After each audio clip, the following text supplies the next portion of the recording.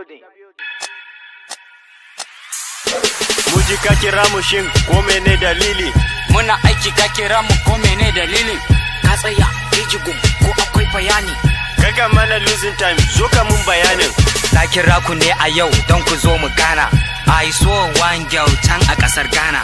Ta shige mun rai so nake mu gana. Yaya kuka gani ne ko in je na furta?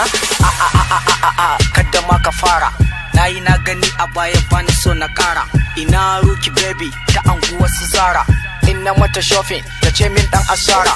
Gaskiyar ka 80, naka ma kaɗan ne. I can decide abinda na yi wasting.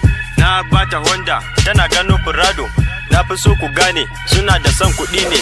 Laifin naku ne ku kuke gadara. Idan kuka budurwa sai ku nuna naira. Ni ku kun gatawa Aisha Humaira. Idan na bata nerar sai ta ce na bar shi. Gaskiyar ka MK dole ne na thinking. Kan na je na nemo irin ta sisa skido. Aha ba a da ne yanzu na fahimta. Yanzu ka fahimta ko ko mun fahimta.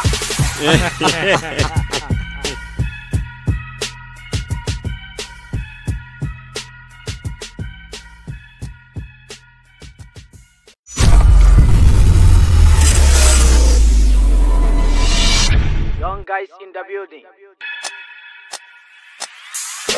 Muji ka kira mu shin ko mene dalili?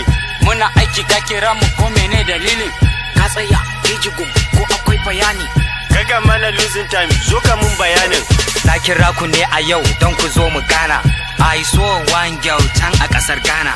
Ta shige mun rai so nake mu gana. Yaya kuka gani ne ko in je na furta? Kadda ma ka fara. Nayi na gani a baya bani so na kara. Ina Ruki baby ta anguwa su Zara. Inna mata shopping ta ce min dan asara. Gaskiyar ka 80, naka ma kaɗan ne. I can decide abinda na yi wasting. Na bata Honda tana gano Prado. Na fi so ku gane suna da son kuɗi ne. Laifin naku ne ku kuke gadara.